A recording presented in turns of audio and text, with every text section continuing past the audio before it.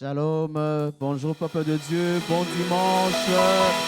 Dieu nous fait encore grâce de nous retrouver en ce mois de juillet, en ce tout premier dimanche de juillet, dimanche 4 juillet par la grâce de Dieu. On a commencé depuis le mois de janvier 2021, février, mars, avril, mai, juin. Et maintenant c'est le mois de juillet par la grâce de Dieu. Nous sommes comptés parmi les vivants en pleine forme. Et nous sommes, levons nos voix, poussons des cris de joie pour bénir le roi de rois. Poussons des cris de joie, clamons pour le Dieu qui mérite les honneurs de son peuple. Alléluia. Bienvenue encore en ce dimanche, en ce culte en ligne de ce dimanche 4 juillet, où Dieu nous fait encore grâce de nous réunir, bien que distants, mais nous sommes spirituellement unis pour élever le roi de rois. Où nous sommes dans nos demeures respectives, soyons seulement concentrés et connectés au Saint-Esprit. Soyons connectés, que le Saint-Esprit, lui seul soit notre modérateur, lui seul soit notre conducteur qui nous amène où le Père se trouve, où nous allons trouver la gloire de Dieu en ce dimanche. Seigneur, nous te recommandons ces cultes. C'est par ta grâce que nous nous réunissons encore en ce jour. C'est parce que toi, tu as voulu. Ce n'est pas seulement notre volonté qui a fait que nous puissions nous réunir, mais c'est ta grâce. Bénis ces cultes. Sois au rendez-vous en ces cultes. Que ces cultes soient pleinement christocentriques. Que l'humain disparaisse, que le divin apparaisse. Agrée l'offrande de ton peuple. Agrée la louange, l'adoration de ton peuple. Nous nous présentons encore devant toi pour te bénir, te louer. Alléluia.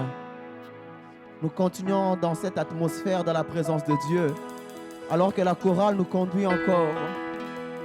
Soyons juste connectés à l'œuvre du Saint-Esprit. Que nos cœurs soient remplis d'attitude d'adoration devant notre Dieu, qui nous montre encore sa grâce jour après jour. La chorale nous conduit et nous sommes en train de glorifier Dieu ensemble avec la chorale. Alléluia.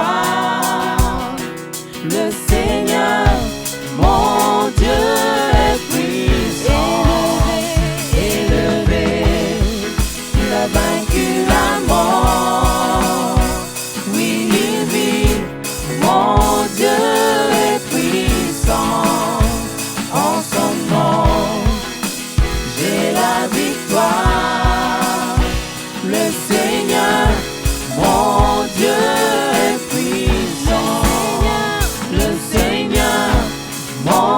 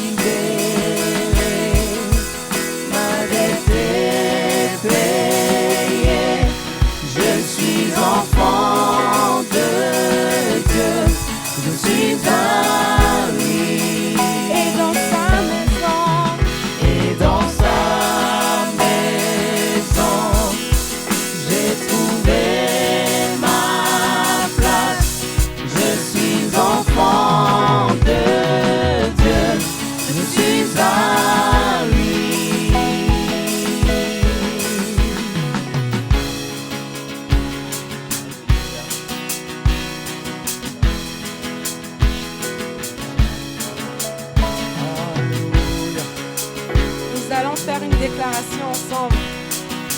Nous allons dire, je suis libre, je suis choisi, je suis affranchi, Christ m'a racheté. Nous allons déclarer ça, que ça vienne de ton cœur.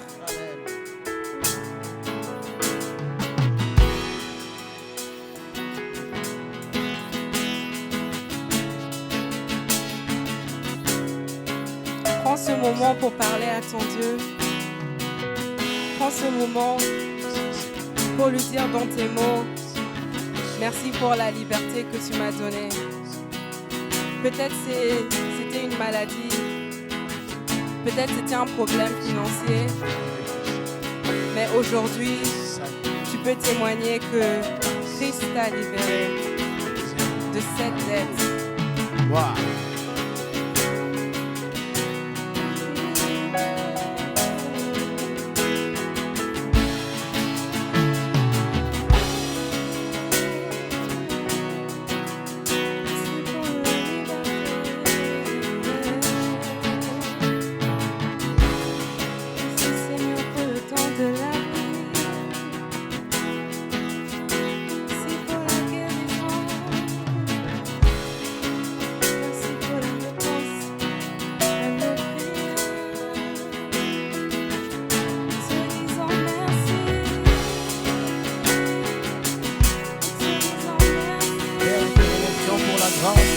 Merci pour le salut, merci pour le salut, Père. Merci pour le salut, Père. Merci pour le salut, Père. Nul n'a été jugé digne d'ouvrir le livre, d'en rompre le 7 sceaux. Toi seul a été digne, agneau de Dieu, d'ouvrir le livre pour me libérer, m'affranchir. Merci. Ces péchés qui pesaient en moi, tu étais capable de m'en délivrer, Seigneur. Je suis choisi et affranchi. En toi je sais qui je suis. Tu es pour moi, pas contre moi. En toi je sais qui je suis. Je suis choisi. Je suis choisi et affranchi. En toi je sais qui je suis. Tu es pour moi. Tu es pour moi, pas contre moi. En toi je sais qui je suis. Je suis choisi et affranchi. En toi je sais qui je suis. Tu es pour moi, pas contre moi. En toi je sais qui je suis. En toi je sais qui je suis. En toi je sais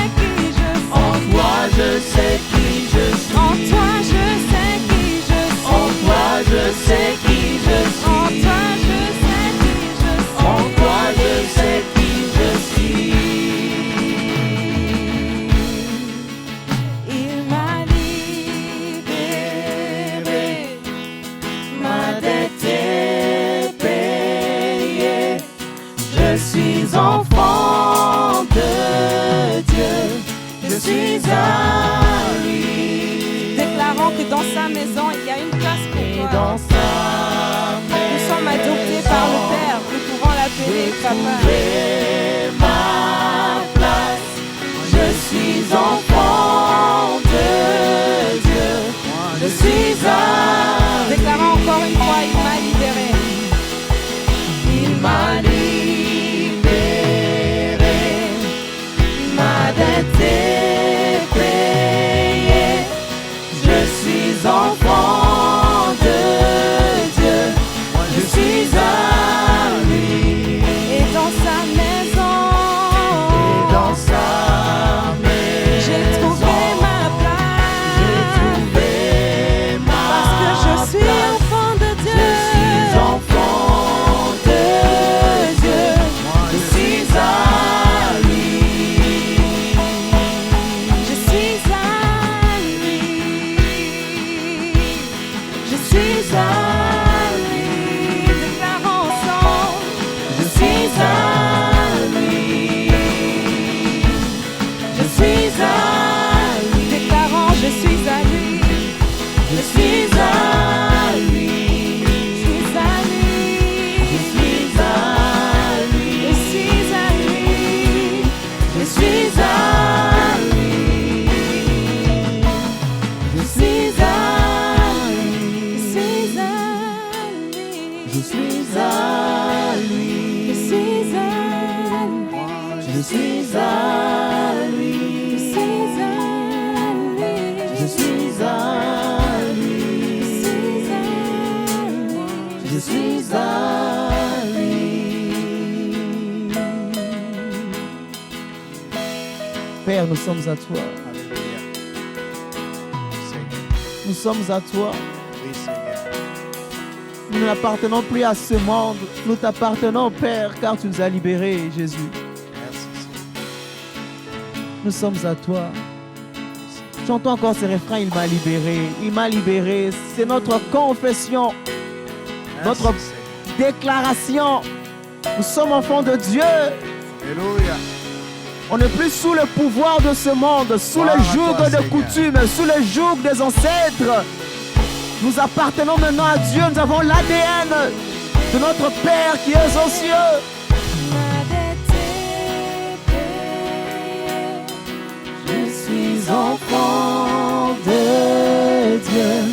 Je suis à lui. Et dans sa maison, j'ai trouvé ma place. Je suis enfant de Dieu. Je suis à lui.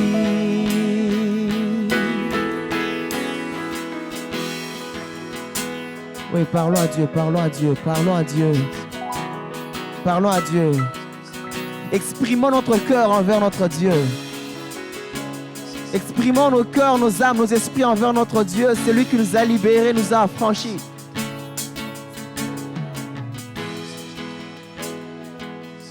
Il m'a libéré, ma dette est payée, ma dette est payée. Il m'a libéré, il m'a libéré, ma dette est payée, ma dette est payée. Il m'a libéré, il m'a libéré, ma dette est payée, ma dette est payée. Il m'a libéré. Vous pouvez vous lever dans votre maison. Vous pouvez vous lever là où vous vous trouvez en suivant ces cultes et vous joindre à nous et à la chorale pour proclamer vous aussi qu'il vous a libéré. Parce qu'en Jésus-Christ, votre dette a été payée. Proclame cela.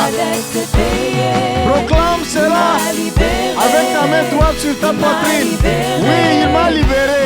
Jésus m'a libéré. Et ma dette a été payée. Oh, merci Seigneur. Proclame cela. Et que le Saint-Esprit élève ton âme à la présence de Dieu qui veut nous faire du bien par sa parole. Merci notre Seigneur Dieu. Merci en Jésus-Christ. de nous avoir libérés du péché,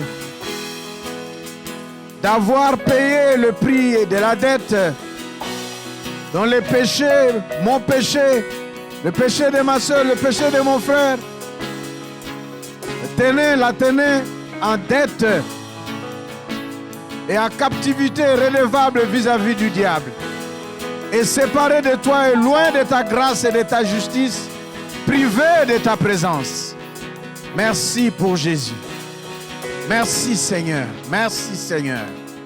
Merci Seigneur. Merci Jésus. C'est avec des cœurs reconnaissants que nous allons nous asseoir pour écouter Dieu qui nous a libérés, pris l'initiative de nous délivrer, de nous sauver du péché, pour que nous soyons à lui et nous revêtir du statut d'enfants de Dieu, que par l'Esprit Saint à travers sa parole, qu'il te parle, qu'il nous parle, ainsi que le Saint-Esprit glorifie Jésus-Christ en ces moments, à travers le ministère de la parole, qui apporte la vie et la grâce de Dieu depuis le ciel, là où tu te trouves, mon frère, là où tu te trouves, ma soeur, dans ton besoin, quel qu'il soit, le Dieu qui t'a créé connaît ton besoin. Il est présent et il va te faire du bien, déjà par sa parole. Au nom de Jésus, nous accueillons la parole de Dieu avec des acclamations et des cris de joie. Alléluia! En même temps, nous reconnaissons nos encouragements. Nous disons merci aux amis de la chorale, Yannick, Emmanuel, Berit, avec Vanel et Ogi. Nous les encourageons, mais aussi nous avons la technique. Nous avons notre frère Eric et nous avons notre frère Dieudonné, mais aussi le frère Narcisse et la mère des nations qui sont là pour nous soutenir, pour nous accompagner pendant ce culte. Et moi, votre serviteur Jess Diop Ngangombo de la République démocratique du Congo, pasteur et berger, mais aussi apôtre de la CCF Chine. CCF Chine, c'est la communauté chrétienne francophone de Chine. La communauté chrétienne née à partir de l'église francophone de Pékin. L'église francophone de Pékin, autrement connue aussi le BICF French. Et d'elle est née aussi une église fille à Wuhan, l'église francophone pour Christ. Nous vous saluons et nous vous bénissons là où vous vous trouvez. Nous vous souhaitons la bienvenue dans la présence de notre Seigneur Dieu qui a beaucoup de bien à nous faire ce matin du dimanche 4 juillet 2021. Dimanche 4 juillet 2021, bon c'est vrai, déjà en Afrique, le mois de juin, il y a beaucoup d'indépendances des pays africains. Et le 4 juillet, si je ne me trompe pas, c'est aussi des indépendances avec le début de juillet du Canada et puis les États-Unis. Voilà. Et nous voulons plutôt célébrer la vraie indépendance qui se trouve et qui réside en Dieu, en Jésus-Christ. Parce que, parlant des indépendances, nous autres là, nous chantons indépendance, tcha-tcha, indépendance, tcha-tcha. Depuis notre naissance jusqu'à présent, on n'a pas encore joui vraiment de la vraie indépendance, nous autres là. Et nous prions que ça arrive. Mais, gloire au Seigneur, il y a une bonne nouvelle évangile. Il y a une véritable indépendance en Jésus-Christ auprès de notre Dieu, celui qui a créé le monde entier et celui qui a envoyé les uns les autres dans telle ou telle portion de sa terre. Toute la terre est à notre Dieu. Et ce Dieu-là veut nous parler. Il veut nous parler encore, toujours, autour de notre thème de l'année, évangélisation et discipolat. Nous abordions la série Transformation en profondeur, de laquelle série Transformation en profondeur, nous avons étudié la doctrine du péché. Le péché, du jargon général, le mal. D'où il vient, qu'est-ce qu'il signifie, comment il opère et quels sont les effets, les conséquences, mais aussi ces conséquences, les diverses sortes de péchés qui existent. Et donc, après avoir abordé l'enseignement, je disais la doctrine du péché sur une approche plutôt non polémique, plutôt existentielle et pratique, nous avons compris que le péché est nuisible, comme le dit le texte dans la Bible, en Proverbe 8, verset 36, celui qui pêche nuit à son âme. Parfois, nous pensons que si nous péchons, nous causons du tort à Dieu. C'est au fait à nous-mêmes que nous causons du tort. Mais nous n'en sommes plus là. Nous voulons évoluer. Au fait, nous avons abordé les enseignements, les vérités, la doctrine sur le péché pour nous montrer notre besoin de transformation en profondeur. Notre besoin d'être transformé. Pourquoi en profondeur? Parce que le péché nous gâte et nous atteint jusque dans les profondeurs. Et donc, nous revenons et continuons avec la transformation en profondeur, maintenant avec des aspects spécifiques. Aujourd'hui, la dimension verticale de la transformation en profondeur. 1. La dimension verticale de la transformation en profondeur.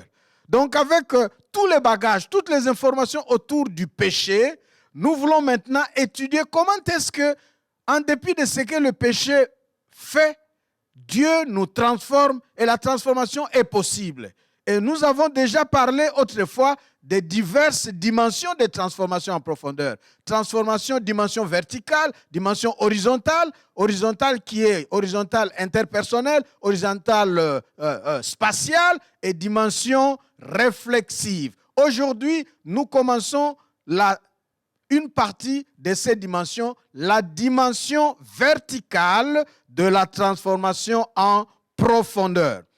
D'abord, nous devons savoir que notre besoin de transformation en profondeur dans la dimension verticale répond au fait selon lequel nous tous, quelle que soit notre couleur de peau, quelle que soit notre origine de terre ou de famille, notre statut social, notre niveau d'études, notre beauté, on peut même être sorti le Miss homme ou la Miss femme de tous les temps. Quel que soit tout cela, nous sommes conçus, nés et vivants dans le péché. Nous sommes conçus déjà dans le sein de notre maman, dans le péché. Nous y restons 9 mois dans le péché. Waouh! Parce que monsieur et madame qui nous amènent à la vie sont pécheurs. Ils portent la sémence de vie de Dieu, mais cette sémence est déjà corrompue par la tare du péché.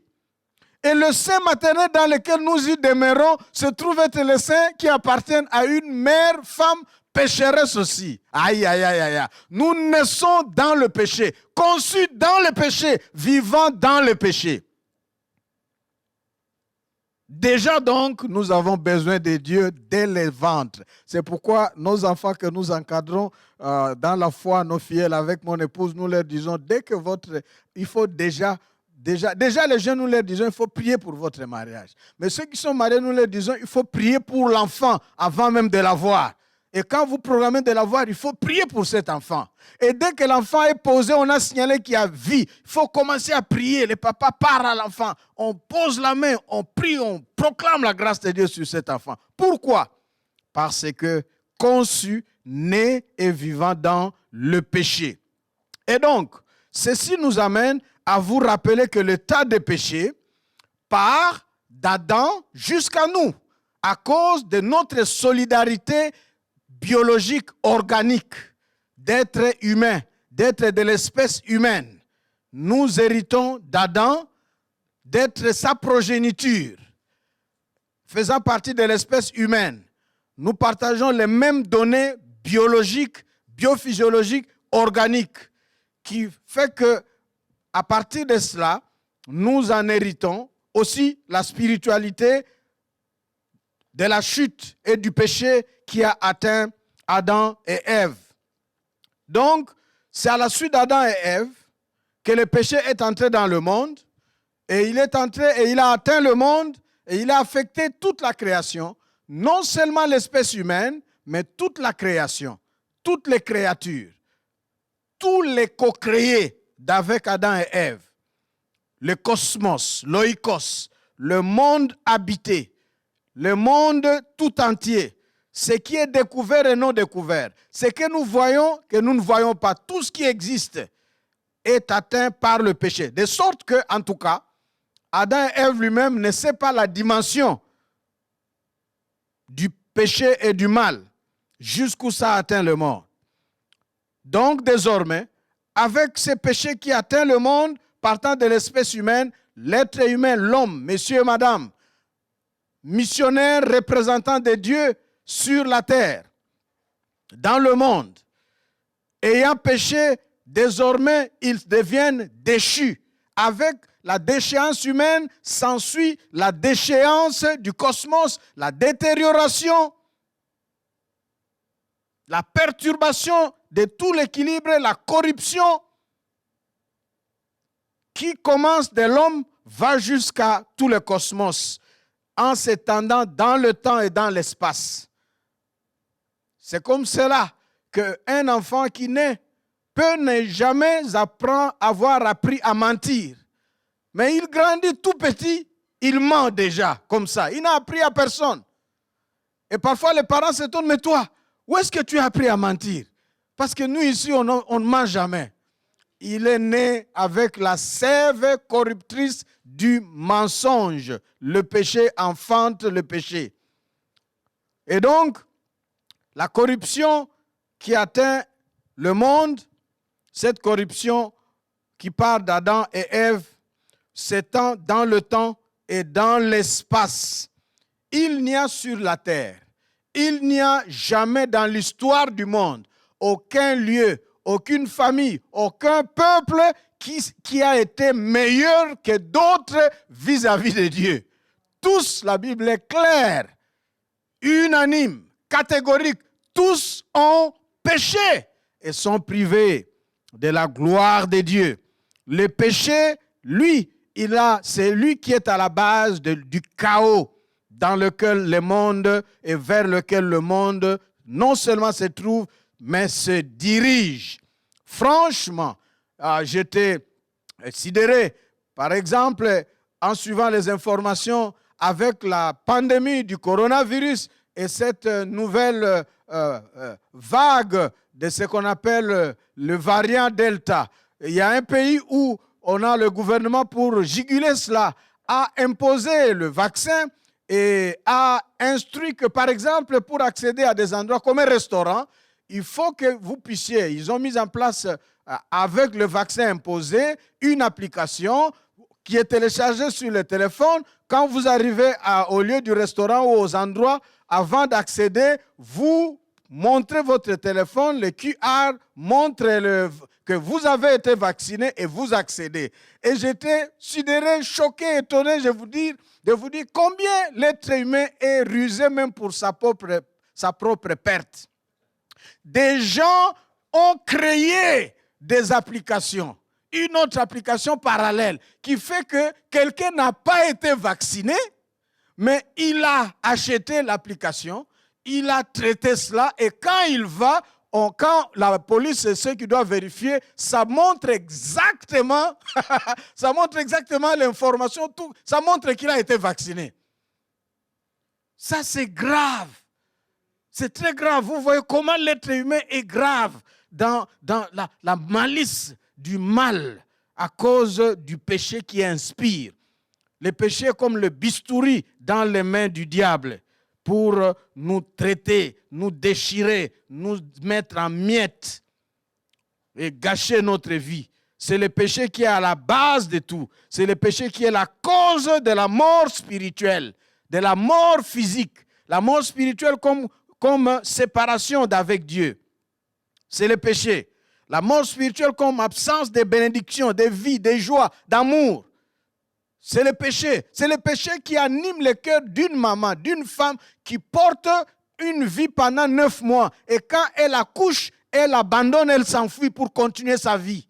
Ça, c'est le péché. Parce que la mère normale créée à l'image de Dieu ne va pas dormir en paix en sachant que son bébé nouveau-né sans protection ni défense, qui n'a même pas demandé de venir, se trouve abandonné, en train de pleurer, de chercher. Mais quand une femme, parce qu'elle est jeune, parce que, elle l'abandonne et elle s'en va continuer sa vie sans problème, normalement, sans se soucier ou en se noyant, ses soucis dans... Et vous comprendrez que déjà lorsqu'on force la conscience, c'est normal qu'on en arrive par exemple à la drogue, à l'alcool, à beaucoup de choses stupéfiantes qui doivent maîtriser et contrôler cette conscience qui rappelle, voilà ce que tu as fait. Et tout cela, c'est le péché à la base. Parce que le péché entraîne la désorientation de notre appel, notre vocation missionnaire sur cette terre, de notre destinée par rapport à Dieu. Une désorientation par rapport à la mission créationnelle. C'est pourquoi Dieu t'a envoyé. Quand le péché s'installe et prend place, si tu ne réagis pas, le péché te désoriente. Et aujourd'hui, disais-je, que nous ne pouvons pas, à travers le temps et l'histoire, nous ne pouvons pas conclure, dire qu'il existerait un peuple meilleur, un individu meilleur ou une génération meilleure qu'une autre. C'est comme ça que Jésus, en son temps, a dit aux gens, oui, vous avez appris l'histoire de Sodome et de Gomorrhe, comment ces villes ont été traitées. Mais je vous dis, vous aussi, si vous ne vous repentez point, pire que Sodome et Gomorrhe vous arrivera. Donc, nous avons parfois la facilité de réfléchir en nous mettant à la place d'Adam. Pourquoi Adam, c'est lui le chef, il avait écouté Ève. Mais Ève aussi, pourquoi elle a écouté le serpent? Nous aimons nous mettre à leur place, mais aujourd'hui, parfois nous faisons pire qu'eux. Pourquoi? Parce que le péché est dans le cœur. En Genèse, chapitre 8, déjà chapitre 6, versets 5 et 6, Dieu va s'étonner de voir que le cœur de l'homme est attiré vers le mal. Et je disais, Genèse 8, verset 21, Dieu va se repentir de constater combien le cœur de l'homme est attiré vers le mal. C'est ce que Job, chapitre 15, verset 14 à 16, va constater. Qu'il n'y a point de justice en moi. Et ça, c'est les amis de Job qui les ramènent à la raison. Et au psaume 51, verset 7, le roi David va dire, « Je suis conçu dans le péché dès le sein de ma mère. » Dès le sein de ma mère, je suis conçu dans le péché. Je suis tout entier péché. C'est cela que Romains 3, 23 à 25 va déclarer plus tard. Que tous ont péché et sont privés de la gloire de Dieu. Et l'effort humain, quel qu'il soit, quelle que soit la technologie, l'expertise, l'expérience, la bonne volonté, l'effort humain échoue pour faire le bien, pour respecter la norme de Dieu. C'est ce que le récit malheureux de ces essais qui ont échoué nous raconte et nous rapporte en Romains, chapitre 7. Tous les chapitres 7 de Romains. C'est au fait la réalité de la loi qui met à l'évidence notre fait d'être pécheur, quelle que soit la bonne volonté. Romains chapitre 7, vous pouvez y découvrir des versets comme 11, 13, 17, 22 jusqu'à 25, où quelqu'un va crier, « Moi, je vois le mal et je vois le bien. Je préfère faire le bien. Je décide de faire le bien, mais je me retrouve en train de faire le mal que je ne veux pas faire. Comment se fait-il que de tout mon être, je voudrais faire le bien, mais je me retrouve en train de faire le mal? Ça signifie qu'il y a une loi en moi qui est plus forte que ma volonté de faire le bien. Cette loi-là me pousse à faire le mal. Et cette loi, c'est le péché. Et il va crier comme ça. Dieu merci. Au verset 22, 23, 24 à 25, il va crier, « Qui me délivrera? Je suis misérable. Misérable que je suis. Qui me délivrera de ce corps de péché qui m'entraîne à la mort? » Parce que la mort, c'est la première conséquence du péché. Et toujours dans Romains 7, le verset 24 et 25 va se terminer par une doxologie, une proclamation, une confession de foi après cette prière. Qui me délivrera de ce corps de la mort due au péché? Gloire soit rendue à Dieu qui me donne la délivrance en Jésus-Christ. Amen. Déjà là, dans la maison, là où tu suis ce message, rends gloire au Seigneur. De prendre conscience de ton état de péché, c'est une chose, mais aussi de saisir la délivrance que Dieu t'accorde en son Fils Jésus-Christ. Nous parlons de la dimension verticale de la transformation en profondeur. La dimension verticale de la transformation en profondeur consiste en quoi? D'abord, dans quelles conditions le péché nous place? Dans quelles conditions le péché nous place, nous les humains? Et cela se rattache aux conséquences des péchés. Le péché nous met dans la mort, comme première conséquence. La mort physique, la mort spirituelle, la séparation d'avec Dieu.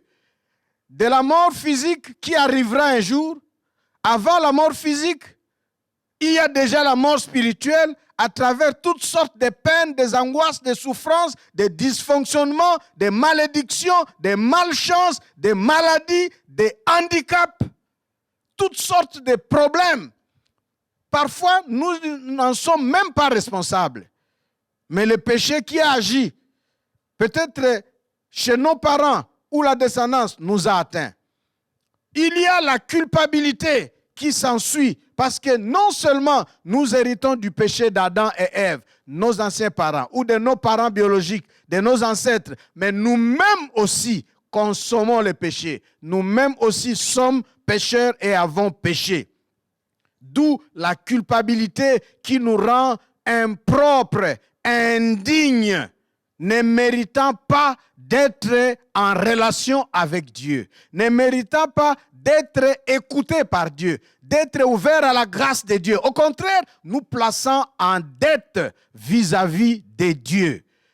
La mort, la culpabilité qui nous place en dette, entretient en nous le sentiment de culpabilité, d'être indigne, et du coup nous expose à la servitude et à l'asservissement au mal, au monde, avec ses principes, au diable, aux démons, aux forces du mal, à la chair, notre moi déchu,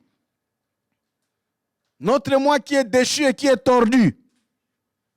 Nous sommes exposés à tout cela à cause du péché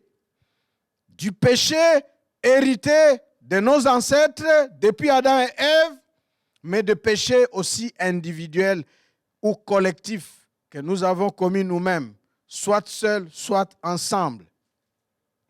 Et nous avons de tout cela une sorte de pléthore de conséquences innombrables qui touchent l'espèce humaine, et de l'espèce humaine affectent tout l'oikos, tout le cosmos.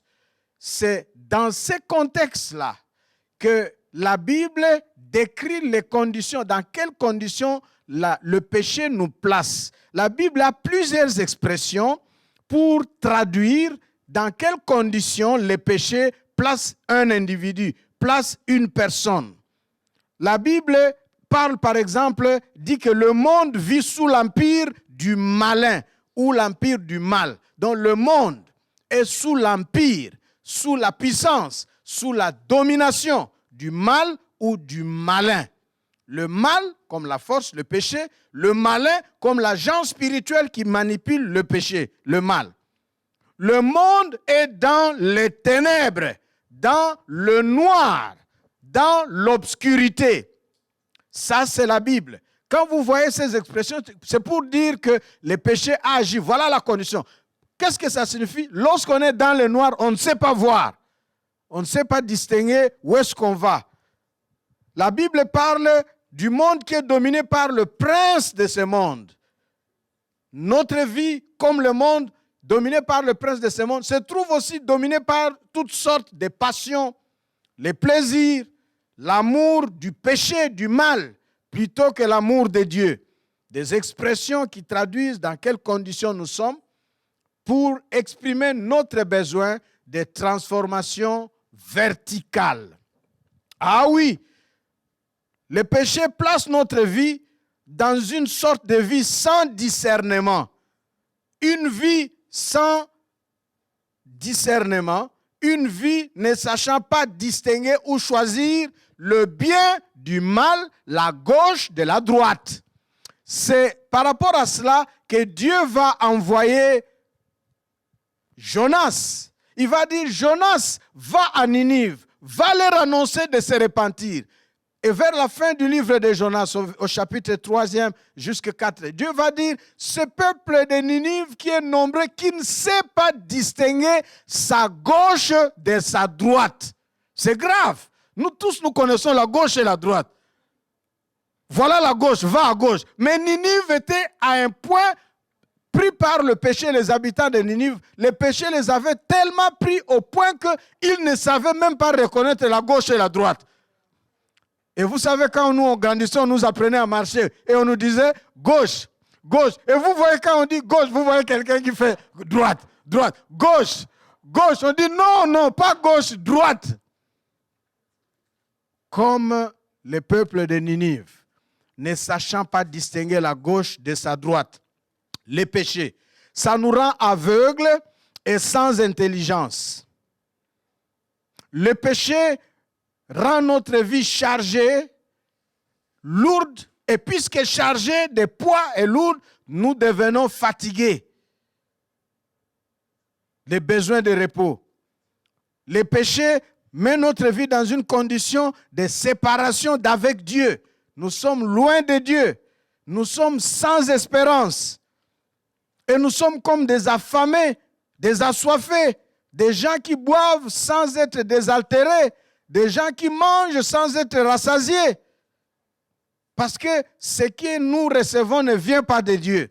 Ce sont des langages que nous trouvons dans la Bible pour décrire la condition dans laquelle le péché nous place. Oui, le péché fait de nous comme des brebis sans berger. Vous savez, quand des brebis sont sans berger, elles vont dans tous les sens.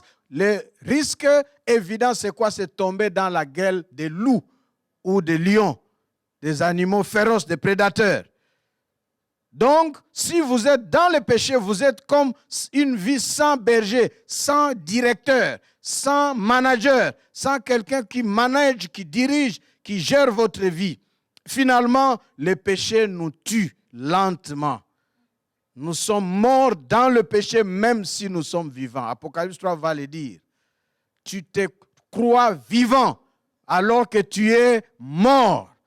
Donc, les gens qui sont sans Christ, si vous m'écoutez mon frère, ma soeur, vous vivez, vous n'avez jamais reçu Jésus-Christ comme Seigneur et Sauveur, vous êtes un mort vivant. C'est-à-dire quand vous vous promenez, les démons voient devant vous écrit grand M, déjà mort.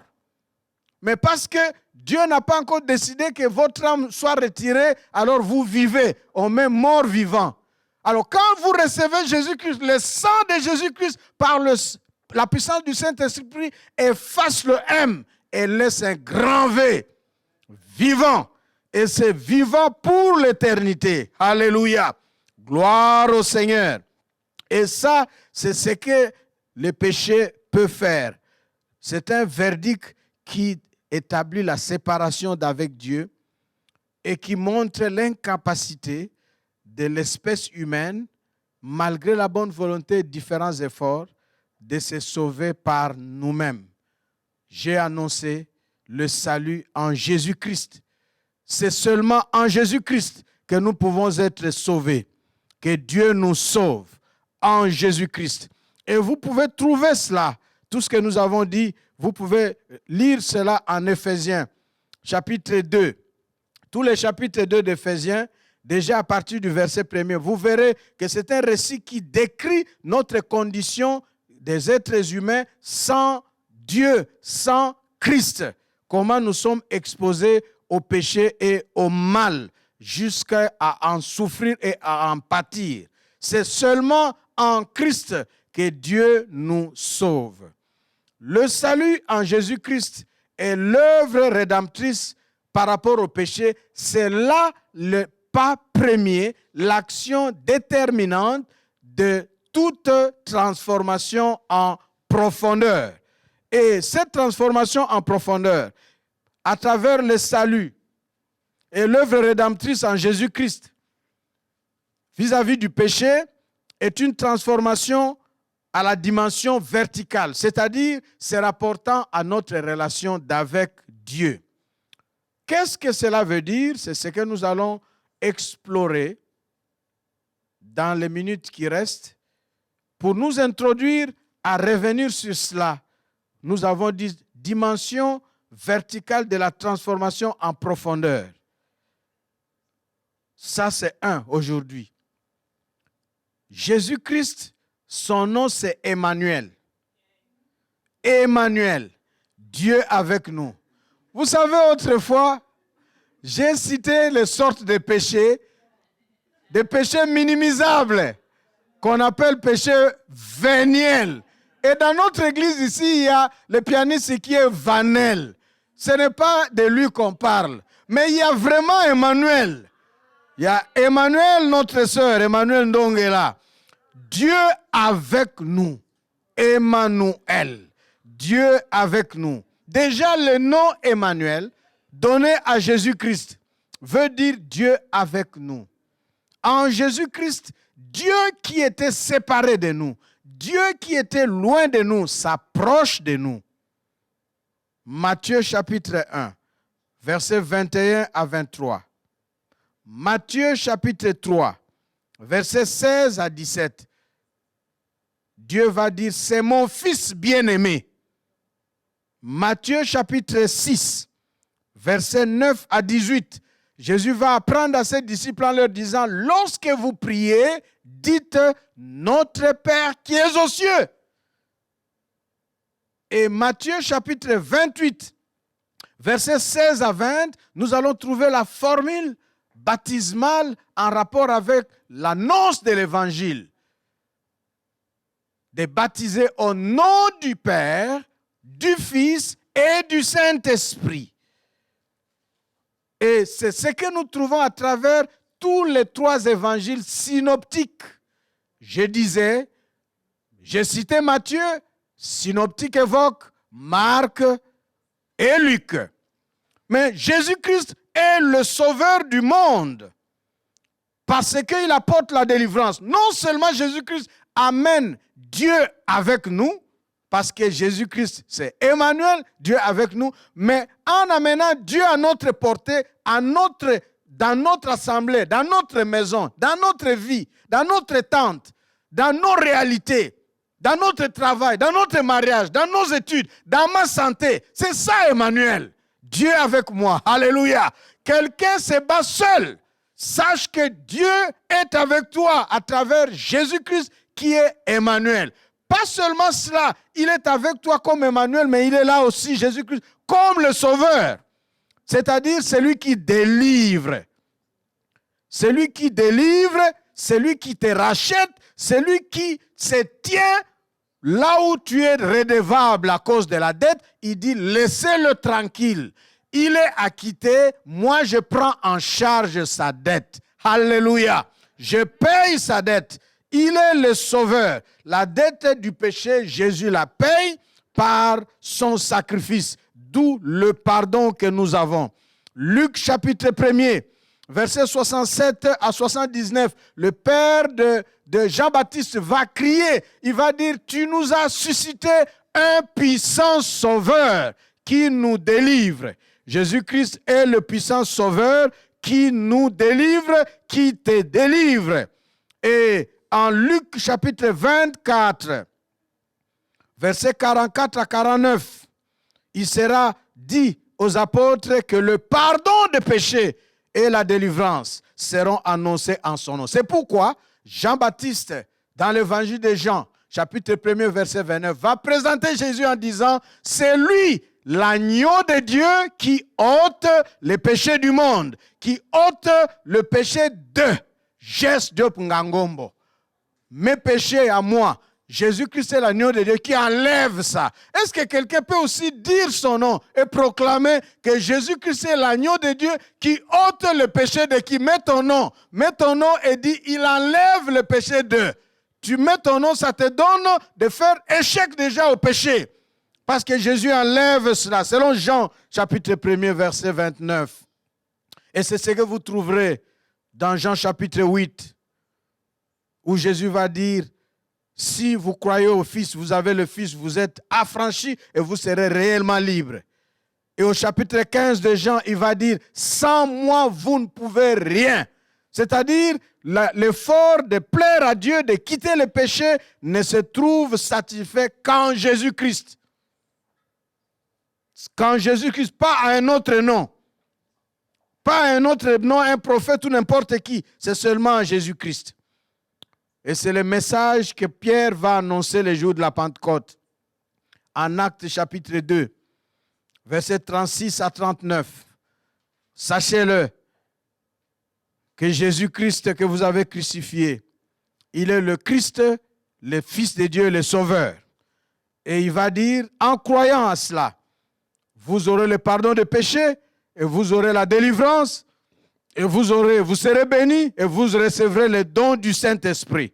Ces choses-là constituent non pas une promesse pour vous qui écoutez, nous sommes à la Pentecôte, 2000 ans passés, il dit, mais pour tous ceux qui, partout au monde, au loin, où ils seront, après des siècles, des années, des millénaires, des millions d'années, on ne sait pas. Ceux qui croiront à l'Évangile, à la bonne nouvelle, ces promesses s'accompliront pour eux. Promesses selon lesquelles Jésus-Christ est lui le sauveur du monde. Que le monde se réjouisse et crie la victoire et la joie du salut et de la délivrance.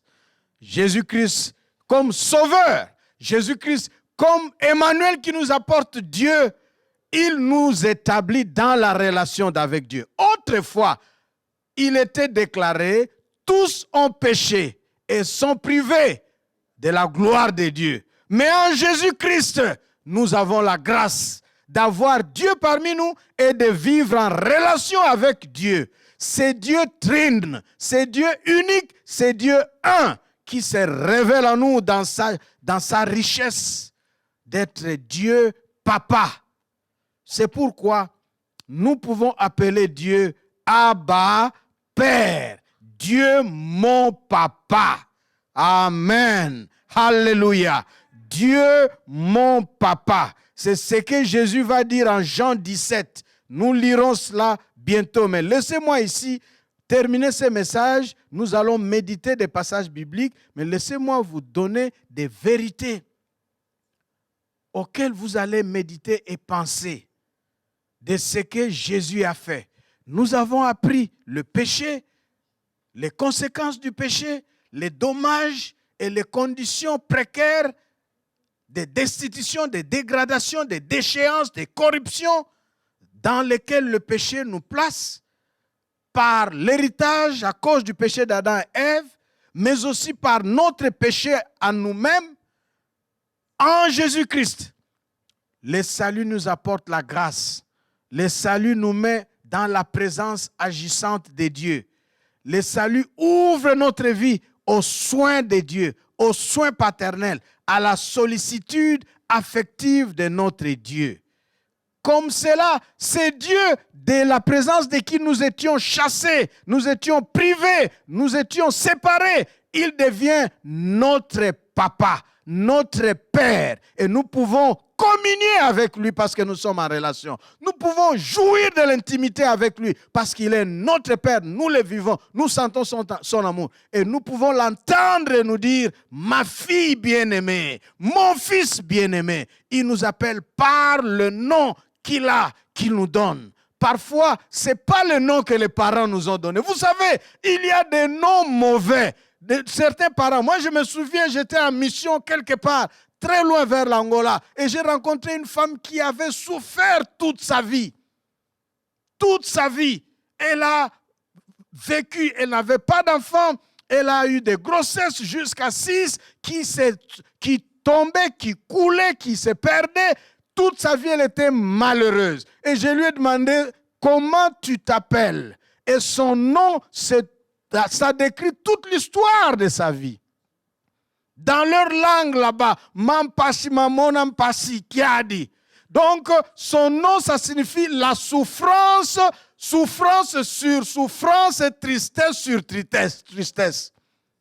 Souffrance sur souffrance, tristesse sur tristesse, jusqu'à la honte. Dans la langue de là-bas. J'ai dit, oh, quel nom. Qui t'a donné ce nom? Il a dit, ce sont mes parents. Parents, quelle méchanceté de donner, d'habiller votre progéniture d'un nom comme ça. Souffrance sur souffrance, tristesse sur tristesse et la honte. Et nous étions en mission, je ne vis pas là-bas. On lui a annoncé Jésus-Christ, on a prié pour sa délivrance. On lui a dit, si tes parents t'ont collé ce nom-là, il y a un Dieu qui a un autre nom. En Apocalypse, il est dit que sur le visage de ceux qui ont reçu Jésus-Christ est écrit un nouveau nom. Alléluia! Alléluia! Un nouveau nom que personne ne connaît. Parfois même toi tu es là, toi et moi, tu ne sais pas ton nouveau nom, mais le diable le sait. Lorsqu'il vient te voir, il veut toucher. Oh, depuis quand il a changé?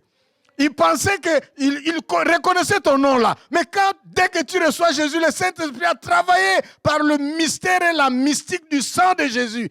Ce nom-là de souffrance, de malédiction, de malchance, de célibat, de sans mariage, sans enfant, sans joie, sans épanouissement, malheur. Ce nom-là est remplacé par bénédiction plus, succès, destinée, réussie, gloire sur gloire. Et le diable, quand il pense à toi autrefois, il revient, il trouve, oh, mais j'ai perdu l'adresse, il vérifie, c'est toi toujours.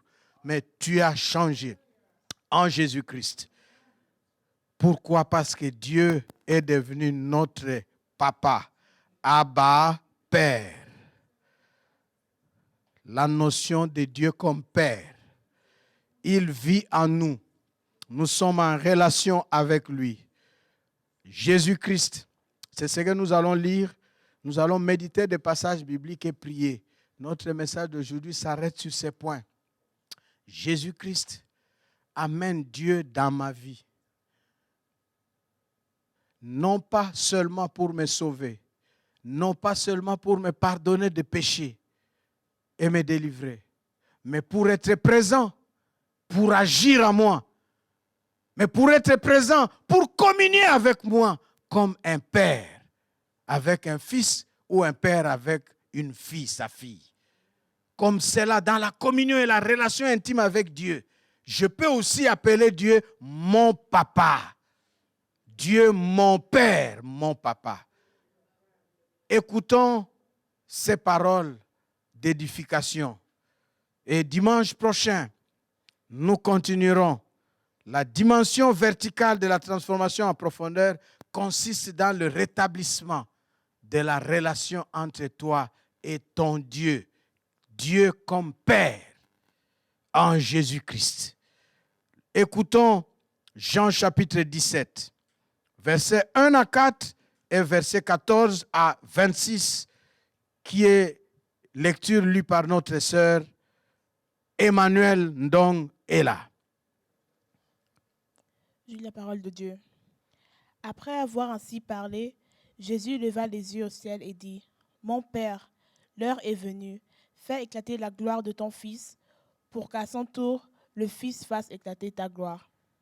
En effet, tu lui as donné autorité sur l'humanité entière, afin qu'il donne la vie éternelle à tous ceux que tu lui as donnés. Or, la vie éternelle consiste à te connaître, toi, le Dieu unique et véritable, et celui que tu as envoyé, Jésus-Christ. J'ai fait connaître ta gloire sur la terre en accomplissant l'œuvre que tu m'avais confiée. » Amen. Amen. 14 à 26. Ça, c'était Jean 17, 1 à 4. Et vous vous apprêtez, après cela, nous allons prier. Et puis, on célèbre Dieu, c'est tout. Nous reviendrons et nous continuerons. Je leur ai donné ta parole, et le monde les a pris en haine parce qu'ils ne lui appartiennent pas, comme moi-même, je ne lui appartiens pas. Je ne te demande pas de les retirer du monde, mais de les préserver du diable. Ils n'appartiennent pas au monde, comme moi-même, je ne lui appartiens pas. Consacrés par la vérité, ta parole est la vérité. Comme tu m'as envoyé dans le monde, moi aussi, je les y envoie. Amen. Et je me consacre moi-même à toi pour eux, pour qu'ils soient à leur tour consacrés à toi par la vérité. Ça, c'est Jésus qui parle.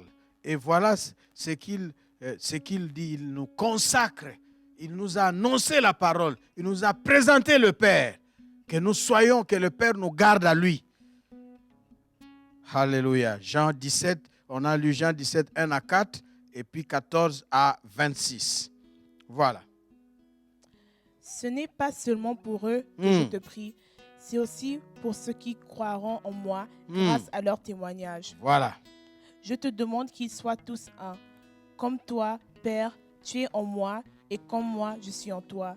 Qu'ils soient un en nous pour que le monde croie que c'est toi qui m'as envoyé.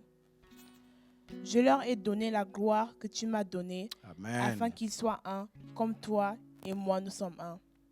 Moi en eux et toi en moi. Qu'ils soient parfaitement un et qu'ainsi le monde puisse reconnaître que c'est toi qui m'as envoyé et que tu les aimes comme tu m'aimes. Amen. Père, mon désir est que ce que tu m'as donné soit avec moi là où je serai et qu'ils contemplent ma gloire, celle que tu m'as donnée parce que tu m'as aimé avant la création du monde. Alléluia. Père, toi qui es juste, le monde ne t'a pas connu, mais moi je t'ai connu, et ceux qui ont compris que c'est toi qui m'as envoyé. Je t'ai fait connaître à eux et je continuerai à te faire connaître pour que l'amour que tu m'as témoigné soit en eux et que moi-même je sois en eux. Amen. Amen. Alléluia. Voilà ce que Dieu, Jésus-Christ, a fait de nous faire connaître le Père. Et suivons la dernière déclaration en 1 Jean, d'autres lectures. 1 Jean. Nous allons lire 1 Jean chapitre 2, versets 22 à 26, et puis chapitre 3, versets 1 et 5 d'abord. Nous lisons au nom du Seigneur.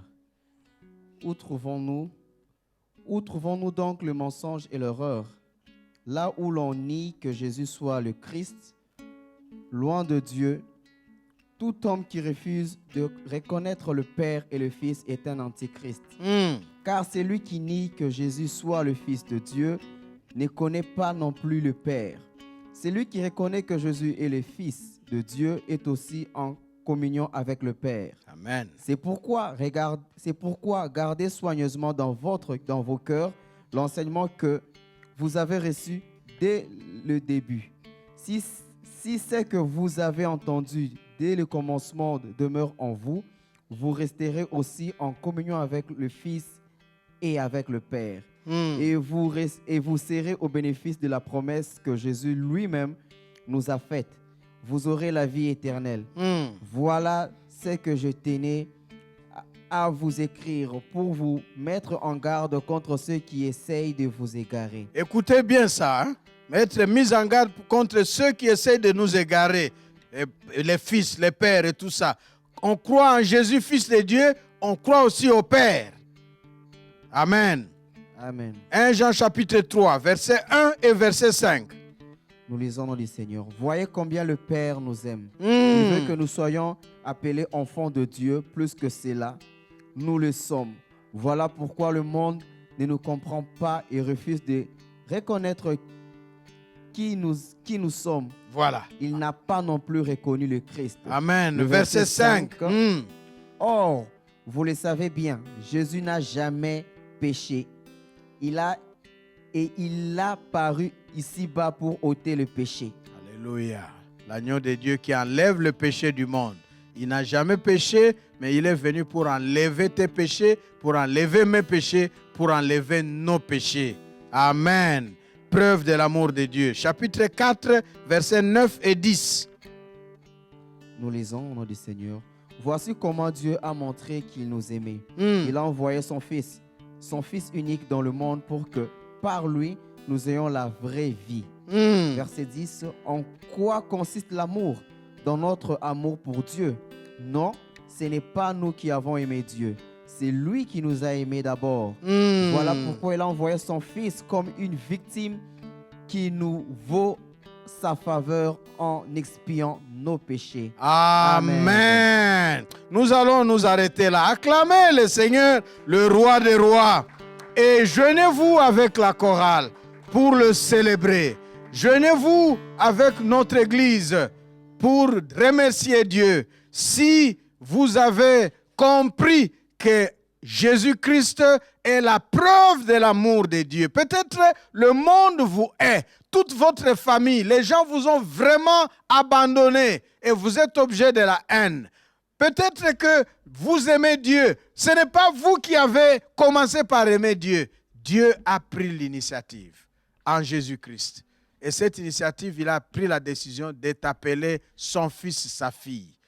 Il t'a aimé, il m'a aimé. Est-ce que tu crois que Dieu t'a aimé en Jésus-Christ? Dis-lui merci.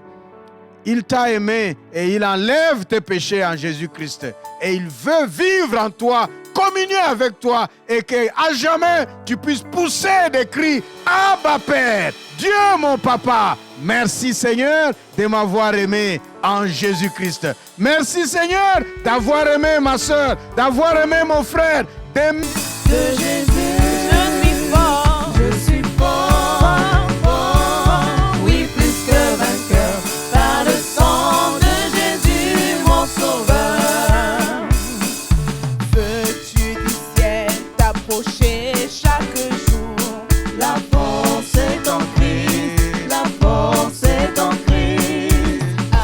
Avec Jésus demeurer pour toujours, la force est dans le sang de Christ. Alléluia, je suis fort, fort, oui plus que vainqueur, par le sang de Jésus, je suis fort, fort, oui plus que vainqueur, par le sang de Jésus mon sauveur. Alléluia, je suis fort, oui plus que vainqueur, par le sang de Jésus, je suis fort, oui plus que vainqueur, par le sang de Jésus mon sauveur. Acclamons au fond Seigneur, nos acclamations, au fond Seigneur des cris de joie, au fond Seigneur la célébration, au fond Seigneur c'est qu'il mérite, au fond Seigneur dansons, au fond Seigneur dansons ce instant, au fond Seigneur tout. Alléluia, offrons au Seigneur. Nous continuons à célébrer Dieu. Merci Seigneur. Alléluia.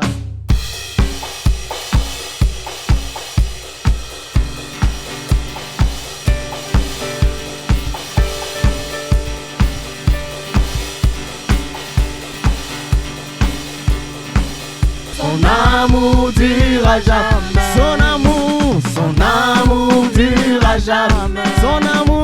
Son amour durera jamais. Battons nos mains pour le roi de rois. Son amour durera jamais. Poussons des cris de joie. Son amour durera jamais. Sautons pour notre Dieu. Son amour durera jamais. Nous sommes contents ce jour. Son amour durera jamais. Oh, chantons, chantons, chantons, chantons notre Dieu. Chantons, oh, à jamais, Dieu est fidèle, à jamais Dieu est grand, à jamais Dieu est avec nous, à jamais, à jamais, à jamais. Allez, nous sommes contents de la joie du Seigneur, la joie que Dieu répand dans nos cœurs, dans nos vies. Alléluia. Bon dimanche. Jésus. Que la paix de Dieu soit dans nos demeures respectives. Une semaine bénie à chacun de nous. Alléluia.